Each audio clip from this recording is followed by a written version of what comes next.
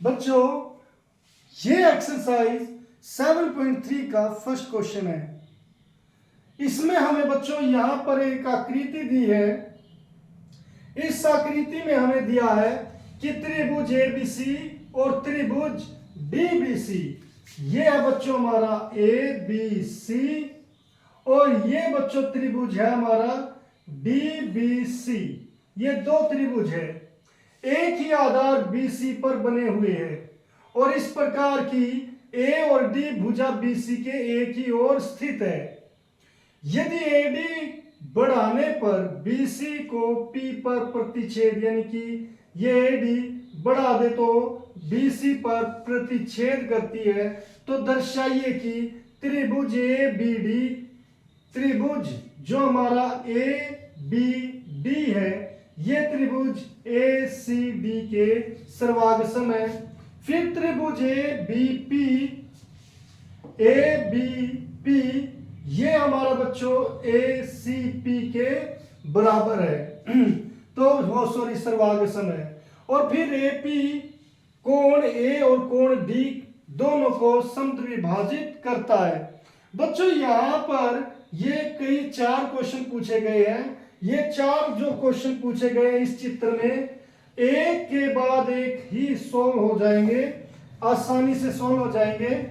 यहां पर बच्चों मैं आपको एक बात बता दूं कि जब उसने कहा कि ए बी सी और डी बी सी एक ही आधार बीसी पर बने दो समद्विबाहु त्रिभुज है, वैसे ही इसने हमें यह नहीं बताया कि कौन कौन सी साइड बराबर है, मगर ये अंडरस्टूड है कि ये एक ही आधार पर बने हुए हैं, तो ये साइड इसके इक्वल होगी और ये साइड इसके इक्वल होगी।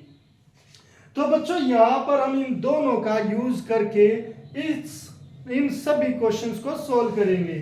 तो उसके लिए बच्चों पहले हम ये ले लेते हैं, क्योंकि त्रिभुज ए बी सी व त्रिभुज डी बी सी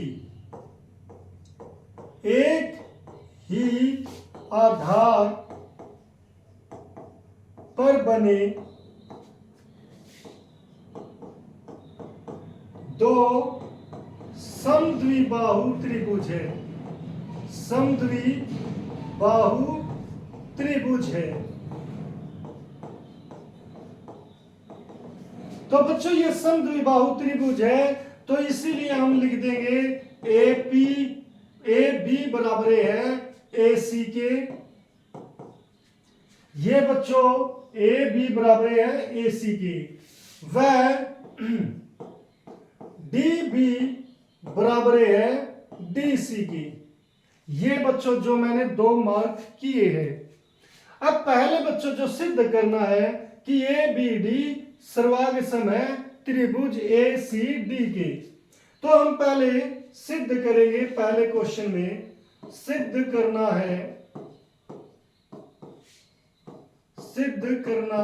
है त्रिभुज ए बी डी सर्वागसम है त्रिभुज ए सी डी की। तो उसके लिए बच्चों हमारे पास यहां पर हम ये दो, एक तो ये त्रिभुज है बच्चों और एक ये त्रिभुज है, हम इनमें देख सकते हैं ये साइड इसकी इक्वल है, ये साइड इसकी इक्वल दी है और ये साइड कॉमन है। तो बच्चों सीधा सीधा साइड से हमारे ये दोनों त्रिभुज क्या हो गए, सर्वागसम हो गए। तो बच्चों हम यहां पर लिखेंगे त्रिभुज ए बी सी व त्रिभुज ए सी डी में, बी सी डी में, हाँ ए सी डी में, बच्चों यहां पर ए बी डी, यहां पर सी नहीं डी, ए बी डी और ए सी डी में। बच्चों यहां पर पहले क्या दिया है, ए बी बराबर ए सी, हम लिखेंगे दिया है। यहां पर बच्चों हमने देखा भी है कि ये दोनों इक्वल है। फिर बच्चों डी बी बराबर डी सी, ये भी क्या है, दिया है। और बच्चों जो ये एडी है हमारी, ये क्या है, कॉमन है, तो इसे क्या कहते हैं, उभयनिष्ठ बोलते हैं। AD बराबर AD है, ये क्या है, उभयनिष्ठ। उभयनिष्ठ तो इसका मतलब बच्चों ये क्या है, साइड है, ये साइड है, ये साइड है, तो तीनों साइड यानी कि कोरेस्पोंडिंग साइड्स इक्वल आ गई। तो बच्चों इसीलिए हम लिख सकते हैं त्रिभुज ABD सर्वांगसम है। कौन सा बच्चों, ABD। तो पहले हम क्या लेंगे, ACD, इस त्रिभुज को लेंगे तो इसका नाम ACD की सर्वांगसम है, साइड साइड साइड रूल से। तो बच्चों हमने ये पहला जो पॉइंट है वो प्रूव कर दिया। अब बच्चों मुझे प्रूव करना है कि त्रिभुज ABP और त्रिभुज ABP और ACP ये हमारे सर्वांगसम है। इसके लिए मगर बच्चों जैसे अगर मैं यहां पर बात करूं, ये है बच्चों ABP और ये C, हमें ये तो पता है कि ये साइड इसके इक्वल है, मगर इसके बाद हमें कुछ नहीं पता इन दोनों त्रिभुज में। हाँ ये चीज है, ये कॉमन है, ये दो साइड कॉमन है, मगर कुछ बच्चे ये मान लेते कि BP बराबर है PC है। आप यहां पर ऐसे नहीं मान सकते क्योंकि उसने P को मध्य बिंदु नहीं कहा है। तो हमें यहां पर ये सर्वांगसम कैसे शो करने पड़ेंगे बच्चों, उसके लिए हमें जो हमने ये प्रूव किया है हम ये देखेंगे कि क्या इससे मुझे कोई हेल्प मिल सकती है। और इससे हमें हेल्प मिलेगी बच्चों जब ये ट्रायंगल, ये जो हमारा फर्स्ट और ये सेकंड ट्रायंगल सर्वांगसम है, तो जो ये एंगल है BAD और DAC ये दोनों क्या हो जाएंगे, इक्वल हो जाएंगे। ऐसे ये एंगल X और ये भी X हो जाएगा। अगर ये इक्वल मिल गए हमें तो साइड एंगल साइड से हम इन्हें क्या कर सकते हैं, सर्वांगसम प्रूव कर सकते हैं। तो इसीलिए बच्चों उसके लिए हमें यहां पर ये लिखना पड़ेगा कि BAD एंगल CAD के इक्वल है, इसीलिए एंगल BAD इक्वल है एंगल CAD के। CPCT रूल, इसे समीकरण 1 दे सकते हैं बच्चों। अब यहां पर बच्चों मुझे सेकंड पार्ट प्रूव करना है, तो सेकंड पार्ट प्रूव करने के लिए बच्चों में क्या करना पड़ेगा, त्रिभुज ABP व त्रिभुज ACP में, त्रिभुज ABP और त्रिभुज ACP ये हमने दोनों ले लिए। इन दोनों त्रिभुज में बच्चों हम क्या करेंगे, पहले बच्चों क्या है कि AB इक्वल टू है AC, ये हमें दिया है। दूसरी बात बच्चों जो ये कोण है ये साइड है AP, ये दोनों में कॉमन है, AP बराबर है AP, ये हमारी उभयनिष्ठ हो गई। फिर तीसरा बच्चों ये कोण और ये कोण इक्वल है, जो हमने यहां पर समीकरण 1 में लिखा है BAD कोण CAD के इक्वल है समीकरण 1 से। तो इसीलिए बच्चों हम लिख सकते हैं त्रिभुज BAP सर्वांगसम है त्रिभुज CAP के। और कौन सा रूल, साइड एंगल साइड।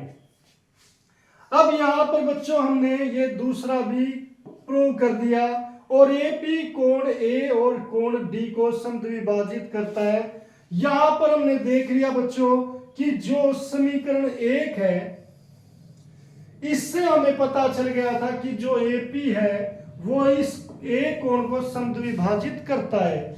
और यहां पर बच्चों हमने BAP और यहां पर CAP ये हमने प्रूव किया है। इससे क्या हमें ये पता चलेगा कि क्या कोण डी है जो उसे एपी समद्विभाजित करता है। इससे हमें ऐसा कुछ नहीं मिलेगा, मगर बच्चों इससे हमें यह मिल जाएगा कि जो बीपी है वो पीसी के बराबर है। जो बीपी है वो पीसी के बराबर है। और इसके मिलने से मुझे क्या मिलेगा, क्योंकि कोण समद्विभाजित यानी कि कोण डी मुझे यह सिद्ध करना है कि यह समद्विभाजित करता है। तो बच्चों मुझे त्रिभुज बीडीपी और त्रिभुज डीसीपी ये भी सर्वांगसम शो करने पड़ेंगे। उसके लिए बच्चों ये साइड इक्वल है, ये हमारी कॉमन है, और इस साइड बीपी और पीसी की मुझे जरूरत पड़ेगी, जो मुझे कहां से मिलेगी, यहां से। इसीलिए बीपी बराबर है पीसी के। कौन सा रूल बच्चों, सीपीसीटी।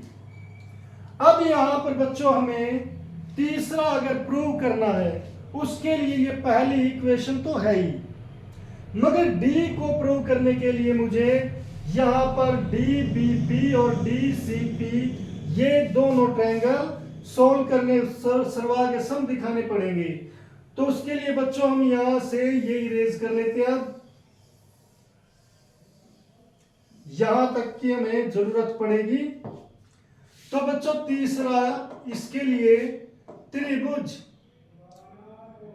बी डी पी व त्रिभुज सी डी पी में, यहां पर बच्चों बी डी बराबर दी है डी सी के, ये दिया है। इसे समीकरण 2 लिख लेते हैं बच्चों, क्योंकि इसकी जरूरत पड़ेगी। अब यहां पर बीपी बराबर है पीसी सिद्ध किया है, यह समीकरण 2 ये लिख लेते हैं। फिर बच्चों डीपी बराबर है डीपी, ये हमारी उभयनिष्ठ है, कॉमन चीज है, ये कॉमन साइड है। तो बच्चों ये डीपीबी और डीपीसी ये हमारा क्या हो गया, ये हमारे सर्वांगसम त्रिभुज हो गए। इसीलिए त्रिभुज डीपीबी सर्वांगसम है त्रिभुज डीपीसी, ये साइड साइड साइड से, क्योंकि ये भी साइड ये भी साइड ये भी साइड हमने इक्वल दिखाई है बच्चों। अब इसीलिए जो कोण है बच्चों पी डी बी, ये जो कोण है बच्चों पी डी बी ये कोण और पी डी सी ये कोण क्या हो जाएंगे, इक्वल हो जाएंगे। इक्वल है कोण पी डी सी, किस रूल से, सीपी सीटी की corresponding parts of congruent triangle, उससे ये इक्वल हो गई। अब इसीलिए बच्चों इसे समीकरण 3 कह देते हैं। तो समीकरण 1 व 3 से, 1 व 3 से हम कह सकते हैं कि एपी कोण ए व कोण डी को समद्विभाजित करती है, भाजित करता है। अब बच्चों यहां पर क्योंकि कोण डीबीसी डीबीपी और त्रिभुज डीबीपी और डीसीपी ये दोनों सर्वांगसम है, तो इसीलिए बच्चों ये कोण और ये कोण भी हमारे क्या हो जाएंगे, इक्वल हो जाएंगे, डीपीसी। अब इसके लिए फोर्थ के लिए बच्चों हम यहां से अब इरेज कर लेते हैं इसे भी। फोर्थ पार्ट, क्योंकि त्रिभुज डीपीबी सर्वांगसम है त्रिभुज डीपीसी, इसीलिए बच्चों जो कोण है डीपीबी किसके इक्वल हो गया, कोण डीपीसी के, ये दोनों इक्वल हो गए। अब बच्चों अगर ये कोण और ये कोण इक्वल है और दोनों को जोड़ दे, ये एक लाइन पर भी है, तो दोनों को जोड़ने के बाद क्या आएगा, सम 180 डिग्री आएगा। अब इसीलिए डी, इसे मान लो x मान लो, माना। अब डीपी बी प्लस कोण डीपीसी ये कितना 180 डिग्री क्यों है बच्चों? रैखिक कोण। तो यहां पर ये रैखिक कोण हो गया, तो यहां पर x प्लस x किसके इक्वल हो गया? 180 डिग्री, और ये 2x किसके इक्वल हो गया? 180 डिग्री, और x किसके इक्वल रह जाएगा बच्चों? 180 बटे 2 यानी कि 90 डिग्री। अब बच्चों ये x किसके बराबर था? DPB और DPC। तो यानी कि ये दोनों कोण क्या आ गए? 90 डिग्री के आ गए। इसीलिए हम क्या कह सकते हैं कि जो हमारा कोण